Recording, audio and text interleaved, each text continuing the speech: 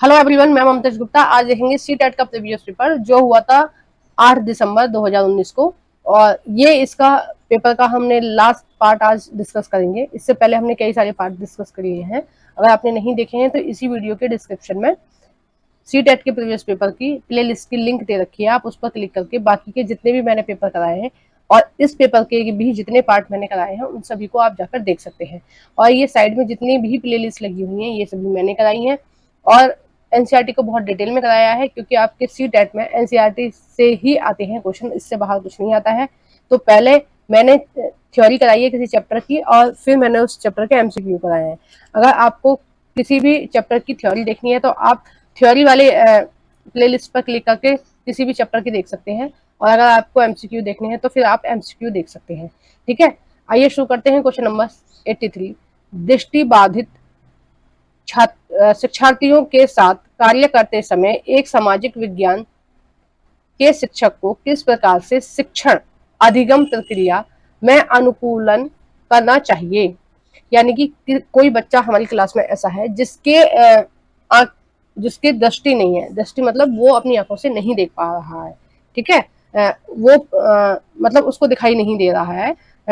तो उस बच्चे के साथ हम किस तरह से अपना अनुकूलन बैठाएंगे, किस तरह से हम उस बच्चे को समझाएंगे बाकी क्लास के साथ। ठीक है, अब देखते हैं। ऑप्शन है ए,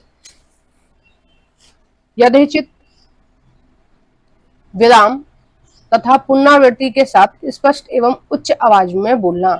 यानी कि कोई चीज अगर जोर देने वाली है, समझने वाली है, तो हम उसकी क्या करेंगे, रिपीट कर देंगे उसको, ताकि बच्चे को अच्छे से समझ में आ जाए। क्योंकि बच्चा देख नहीं सकता तो बच्चा कैसे सीखेगा, वो केवल और केवल सुन के और छू कर सीख सकता है। तो हम क्या करेंगे, ज्यादा से ज्यादा स्पष्ट आवाज में बोलने की कोशिश करेंगे और चीजों को रिपीट कर देंगे ताकि बच्चे अच्छे से सुन ले। बी है, विविध प्रकार के आकर्षक दृश्य वाले कार्य पत्रों का प्रयोग करेंगे। दृश्य वाले करेंगे और वो देख नहीं सकता है तो वो कैसे सीखेगा। ठीक है, अगर आप दृश्य वाले करेंगे तो वो सीख ही नहीं पाएगा क्योंकि वो देख ही नहीं सकता है। सी है, मौखिक संकेतों द्वारा कल्पना करने के अवसरों को उत्पन्न करना। ठीक है, हम कैसे, मौखिक संकेतों से, क्योंकि जो बच्चा है वो देख नहीं सकता है तो इसलिए वो कैसे सीखेगा, वो मौखिक चीजों से ही सीखेगा। ठीक है, नेक्स्ट है आपका डी, कक्षा में चर्चा के दौरान टेक्सटाइल यानी कि स्पर्श करने वाली सामग्रियों को शामिल करना। तो हम कुछ भी हम पढ़ा रहे हैं तो हम उसमें इस तरह की सामग्रियों को शामिल करेंगे जिसमें बच्चे को स्पर्श करके सिखाया जा सके। ठीक है, जैसे अगर हम दुनिया की बात कर रहे हैं, अगर हम ग्लोब के बारे में पढ़ा रहे हैं तो बच्चे को स्पर्श करवा के दिखाएंगे कि देखो ये इस तरह से है ग्लोब, ये दुनिया इस तरह से गोल है। ठीक है, अगर हम बात कर रहे हैं मैप की तो हम उसको हाथ से स्पर्श करके बताएंगे कि इस तरह से ये मैप है। ठीक है, और मतलब मैप भी कैसा होगा, जो उभरा हुआ होगा। ठीक है, जैसे लकड़ी पर उभरा हुआ होगा या कटिंग में होगा, या उसका मॉडल बना के उसको हम समझाएंगे कि जो भारत है वो इस तरह का है, या हम जिसके बारे में समझा रहे हैं कि वो इस तरह की चीजें हैं। ठीक है, अगर बहुत छोटा बच्चा है, हम फल के बारे में समझा रहे हैं तो हम उसको अगर एप्पल बता रहे हैं तो उसके हाथ में हम एप्पल रखेंगे कि देखो जो एप्पल होता है वो इस तरह का होता है। ठीक है, तो वो महसूस करके, छू के महसूस करेगा, उसको पता चल जाएगा एप्पल ऐसे होता है। जैसे जो देख नहीं पाते हैं हम उनको समझाते हैं कि ये 50 रुपए का नोट है, ये 100 रुपए का नोट है। तो इस तरह से हम उनको सिखाते हैं ताकि वो सीख सकें कि मतलब सामान्य अपना लेन देन कर सकें या फिर अपना सामान्य जीवन जी सकें। ठीक है, आइए नेक्स्ट देखते हैं क्वेश्चन नंबर 84, सामाजिक विज्ञान शिक्षण में प्रोजेक्ट विधि के कथनों पर विचार कीजिए। प्रोजेक्ट विधि से संबंधित कथन दे रखे हैं और हमें देखना है कि कौन सा कथन इसमें सही है। ए है, यह उपयोगितावादी दृष्टिकोण से प्रेरित है, बिल्कुल सही है। बी है, यह विद्यार्थियों को खोजी बना देती है, तो ये भी सही है कि जब हम बच्चों को प्रोजेक्ट देते हैं तो उस प्रोजेक्ट से रिलेटेड जितनी भी चीजें होती हैं बच्चे उनको खोज कर लाएंगे, ढूंढ कर लाएंगे। सी है, यह पूर्ण रूपेण एक शिक्षक केंद्रित विधि है। यह शिक्षक नहीं केंद्रित विधि नहीं है, ये कौन सी है, छात्र केंद्रित विधि है। यानी कि इसमें जो डिसीजन ले रहा है वो बच्चा ले रहा है, जो खोज के ला रहा है चीजों को वो बच्चा कर रहा है और बच्चा खुद करके सीख रहा है। ठीक है, इसमें शिक्षक की बहुत ज्यादा भूमिका नहीं होती है, उसमें शिक्षक की भूमिका एक सहायक के रूप में होती है। ठीक है, अगर प्रोजेक्ट से रिलेटेड कोई चीज बच्चों को नहीं समझ में आ रही है तो वो टीचर से कुछ हेल्प ले सकता है कि सर आप ये चीज बता दीजिए, बाकी का मैं कर लूंगा। ठीक है, तो ये शिक्षक केंद्रित नहीं है, ये बाल केंद्रित है। डी है, यह स्वयं निर्देशित क्रियाकलापों द्वारा अधिगम को मानती है। तो ये ऑप्शन भी सही हो जाएगा। ये कैसी है, स्वयं निर्देशित, यानी कि बच्चा स्वयं को खुद ही निर्देशित करेगा क्रियाकलाप करने के लिए, क्रियाकलाप से सीखने के लिए। ठीक है, तो जिस ऑप्शन में सी नहीं होगा वही इसका आंसर होगा। तो देखिए लास्ट वाले में नहीं है, तो लास्ट वाला ही इसका आंसर हो जाएगा। नेक्स्ट देखते हैं क्वेश्चन नंबर 85। अन्वेषण को, अन्वेषण यानी खोज, ठीक है, अन्वेषण यानी खोज नहीं, खोजना। अन्वेषण को इच्छुक रचनात्मक दृष्टिकोण से एक सामाजिक विज्ञान की शिक्षिका अपने विद्यार्थियों को या अपने शिक्षार्थियों को किस रूप में देखेगी। ठीक है, तो बच्चे का दृष्टिकोण कैसा है, रचनात्मक दृष्टिकोण है। अन्वेषण को इच्छुक रचनात्मक दृष्टिकोण से शिक्षिका अपने शिक्षार्थियों को किस रूप में देखेगी। ए है, सामाजिक प्रक्रियाओं में खोज करने को उत्सुक। ठीक है, यानी कि बच्चे क्या है, एक्साइटेड है कि उनको जो भी प्रोजेक्ट दिया जाएगा वो उसको, उससे रिलेटेड जितने भी तथ्य होंगे, जितनी भी चीजें होंगी उनको खोजेंगे। दूसरा है, ये देखो स्रोत है, ये गलती से टाइपिंग मिस्टेक हो गई है। स्रोतों के आधार पर कल्पनाशील, यानी कि उनको कुछ ऑब्जेक्ट दे दिए जाएंगे, उस प्रोजेक्ट से रिलेटेड कुछ चीजें बता दी जाएंगी, तो वो अपनी कल्पना करके बाकी का प्रोजेक्ट तैयार करेंगे। ठीक है, सी है, समस्याओं के समाधान के सुझाव की कोशिश करने वाले, यानी कि उन बच्चे कैसे होंगे जिनको इस तरह की क्रिएटिविटी दी जा रही है, रचनात्मक कार्य दिया जाता रहा है, वो कैसे होंगे, वो समस्या को सुलझाने वाले होंगे।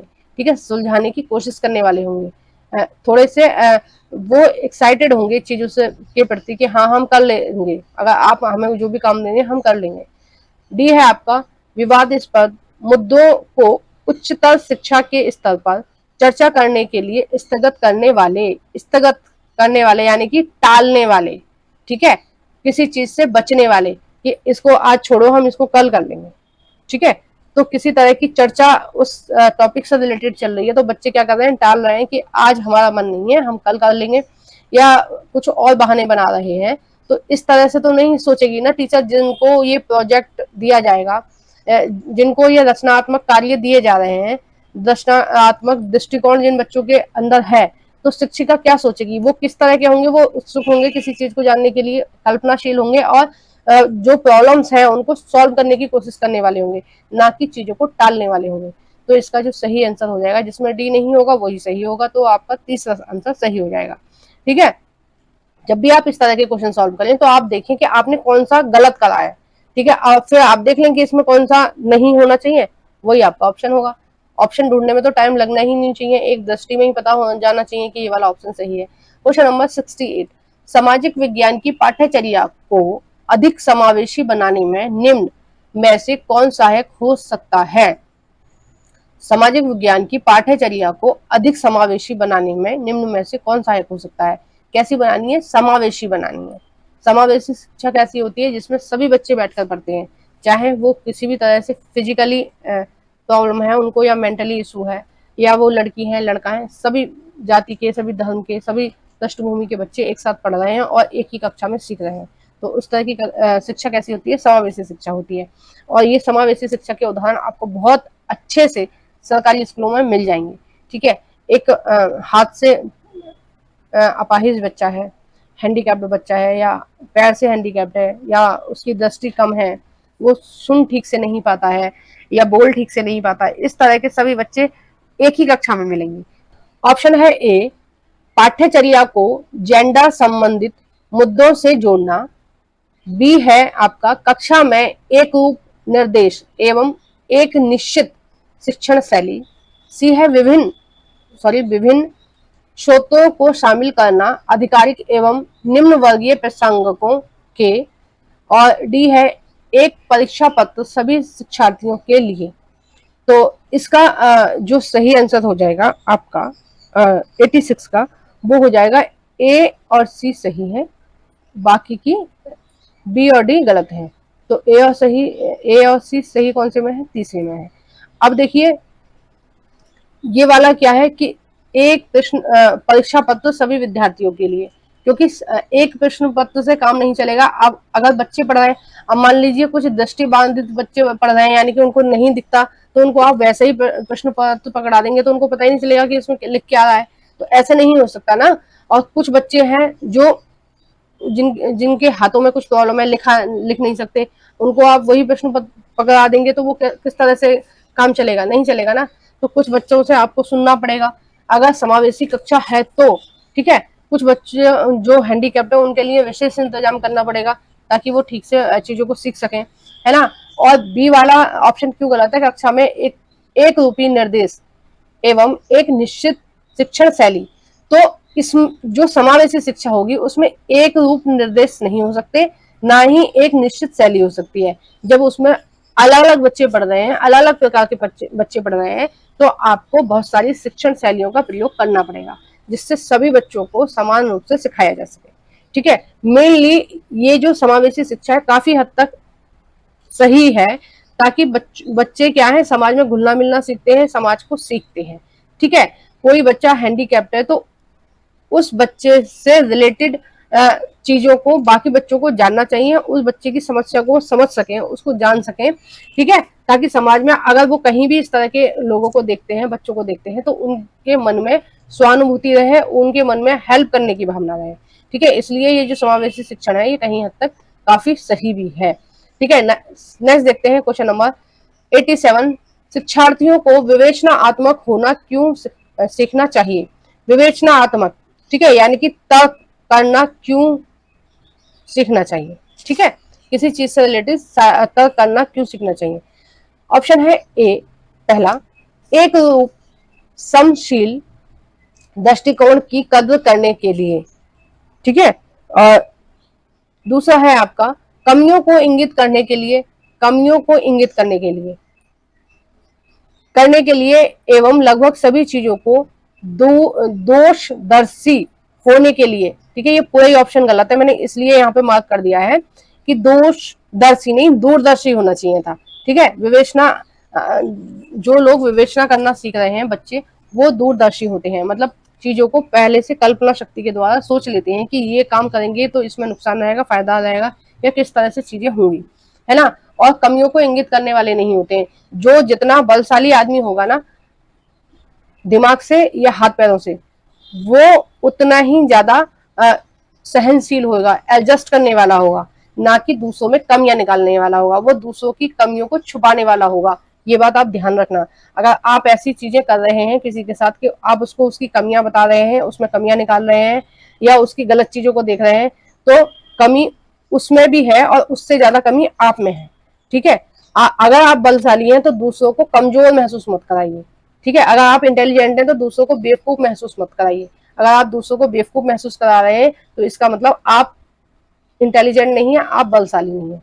बलशाली व्यक्ति की पहचान होती है कि वो कभी भी दूसरे व्यक्ति को छोटा महसूस नहीं कराता है। सी है समाज में यथास्थिति बनाए रखने के लिए, और डी है, देखो समाज में यथास्थिति बनाने का जो जिम्मेदारी है वो बच्चे के ऊपर नहीं होगी, विद्यार्थी के ऊपर नहीं होगी। समाज में कुछ चीजें गलत होंगी तो उनमें तो सुधार करना पड़ेगा ना। हम सामाजिक विज्ञान की कक्षा में क्या पढ़ा रहे हैं, बच्चों को समानता सिखा रहे हैं। और अगर बच्चे आसपास में देख रहे हैं कि किसी के साथ भेदभाव हो रहा है तो बच्चों को बोलना चाहिए, यथा स्थिति को बनाए थोड़ी रखना है उसको। जिन लोगों के साथ अत्याचार हो रहा है, जिनके साथ शोषण हो रहा है, उसके खिलाफ बच्चों को बोलना चाहिए। इसलिए ही तो हम उनको सिखा रहे हैं कि शोषण के विरुद्ध कैसे बोला जाएगा, समानता कैसे आएगी। सिखाई हम इसलिए रहे, इसलिए थोड़ी ना सिखा रहे हैं कि समाज में जो चीजें गलत है या सही है आप उनको स्वीकार कर लो, इसलिए थोड़ी ना पढ़ा रहे हैं। इसलिए पढ़ा रहे हैं ताकि किसी भी व्यक्ति के साथ गलत चीजें ना हो, ठीक है। आपके पास अगर ज्ञान है तो आप उस ज्ञान का प्रयोग दूसरों की भलाई के लिए कीजिए, ना कि दूसरों को परेशान करने के लिए कीजिए, ठीक है। आप पढ़े लिखे हैं तो आप उससे कोशिश करिए कि आपसे लोगों को फायदा हो, ना कि आपकी पढ़ाई लिखाई से लोगों को नुकसान हो, ठीक है। वो है आपका यह समझने के लिए कि मुद्दे उनकी खुद की जिंदगी से कैसे जुड़े हैं। तो इसका जो सही आंसर हो जाएगा वो यही वाला हो जाएगा, ठीक है। नेक्स्ट देखते हैं क्वेश्चन नंबर 88। निम्नलिखित उदाहरणों में से विविधता को दर्शाने वाले उदाहरणों का चयन कीजिए। विविधता को दर्शाने वाले, ठीक है। मतलब कौन सा ऑप्शन में विविधता दर्शाई जा रही है। ऑप्शन है पहला, पारितोष को बंगला अच्छी आती है, यानी कि वो बंगला भाषा बोलती है, जबकि वहीं सुचिता हिंदी बोलती है, यानी कि दोनों अलग अलग भाषा बोलती हैं। ठीक है, तो ये क्या है, एक विविधता का उदाहरण है। दूसरा है, सरोज को स्कूल जाने का अवसर मिला, जबकि निर्मला को स्कूल जाने का अवसर नहीं मिला। ठीक है, तो ये विविधता का उदाहरण नहीं है। तीसरा है, एलन एक गरीब परिवार से वास्ता रखता है, जबकि साइमन का परिवार बहुत अमीर है। तो आपकी जो 6 क्लास की पॉलिटिकल साइंस एनसीईआरटी है उसमें बिल्कुल साफ दे रखा है, एक लाइन दे रखी है कि गरीबी और अमीरी विविधता के अंतर्गत नहीं आती है। गरीब और अमीर विविधता का लक्षण नहीं है। ठीक है, विविधता का लक्षण क्या है कि लोगों का अलग अलग धर्म होना, अलग अलग लोगों की वाणी होना, यानी कि भाषा होना, बोली होना, अलग अलग उनके डांस का तरीका होना, अलग अलग उनके गाने का तरीका होना, अलग अलग उनके खान पान होना, ये सब आता है विविधता के अंतर्गत। गरीबी अमीरी नहीं आती है। ठीक है, और फोर्थ है आपका, रघु सुरेश को फुटबॉल की टीम में शामिल नहीं करना चाहता क्योंकि वह समाज में एक खास समुदाय से आता है। ठीक है, तो ये भी उदाहरण नहीं है विविधता का, ये एक तरह से हाशियाकरण का उदाहरण है कि जो दूसरा व्यक्ति है सुरेश, वो क्या है, वो हाशिए पर कहीं ना कहीं रघु उसको ढकेल रहा है, क्योंकि वो अलग समुदाय से आता है, इसलिए वो उसको अपने साथ नहीं खिलाना चाहता। तो इसका जो सही आंसर हो जाएगा वो हो जाएगा पहला।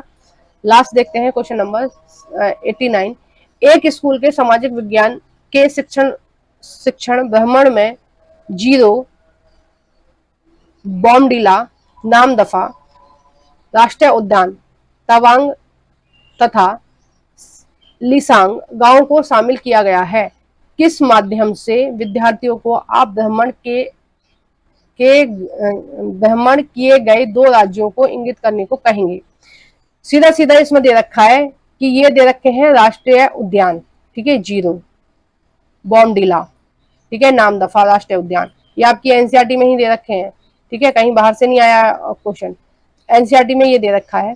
ये राष्ट्रीय उद्यान के नाम है, तो आपको पता है कि कहाँ के हैं, अरुणाचल प्रदेश के हैं राष्ट्रीय उद्यान। जबकि ये जो 2 गांव हैं, ये दोनों गांव किसमें के हैं, ये मणिपुर के हैं।